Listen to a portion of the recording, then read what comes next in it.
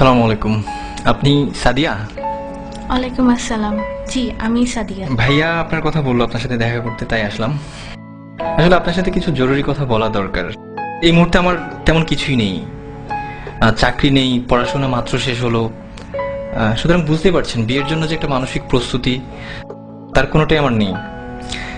আর আমি জানি ভাইয়া আপনাদের ফ্যামিলিকে অনেক পছন্দ করে, এই জন্যই ভাইয়া চাই যে আমি আপনাকে বিয়ে করি। জি, আমিও তো তাই চাই।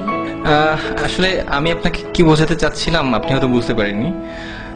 বাবা মা মারা যাওয়ার পর থেকে ভাইয়েরা আমার দেখাশোনা করেছে বা এখনো করছে, কিন্তু এই কৃতজ্ঞতা স্বরূপ তো আমি আপনার মতো একজনের ভবিষ্যৎটাকে অন্ধকারে ঠেলে দিতে পারি না। আপনি অন্ধকার বলছেন কেন? কিছু নেই বলেই তো আমি আপনাকে বিয়ে করতে যাচ্ছি। ধরুন আমি একজন টাকাওয়ালা কাউকে বিয়ে করলাম, কিন্তু বিয়ের পর দিন তো সে মারাও যেতে পারে, অথবা তার সব সম্পদ ধ্বংসও হয়ে যেতে পারে। আমি তো টাকা, বাড়ি, গাড়ি এসব দেখে বিয়ে করতে চাই না। আমি চাই একজন ভালো মানুষ।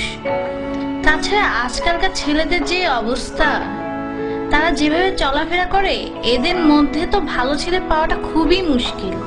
আমি যতটুকু জেনেছি আপনি একজন বিশ্বাসী মানুষ এবং প্র্যাকটিসিং মুসলিম। কিন্তু একটা ব্যাপার কি দেখেন, জীবনে চলতে টাকাটা অনেক বেশি জরুরি। আত্মীয় স্বজন কিংবা বন্ধু বান্ধব যেখানেই যান না কেন, অর্থ ছাড়া আপনি কোনো দাম পাবেন না। আপনি কি মনে করেন যে এই ইটের জেলখানার ভিতরে সুখ আছে? সেখানে আছে মোহ, আছে লোভ, লালসা আর নষ্টামি। তারা সম্পদের পিছনে ছুটতে গিয়ে নিজেদেরকেই হারিয়ে ফেলে। স্বামী স্ত্রীর মাঝে কোনো ভালোবাসা নেই। বাবা সন্তানকে দেখতে পারে না, সন্তান বাবাকে দেখতে পারে না। আমি তো এমন চাই না। আমি চাই একটুকু জান্নাত, যার তুলনায় এই দুনিয়ার সমস্ত সম্পদ খুবই তুচ্ছ। আমাদের বিয়েটা ছিল খুব সাধারণ।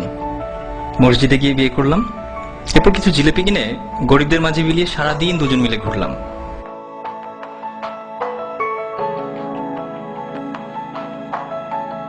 আপনি জানতে চাইতে পারেন কি ছিল আমাদের মাঝে?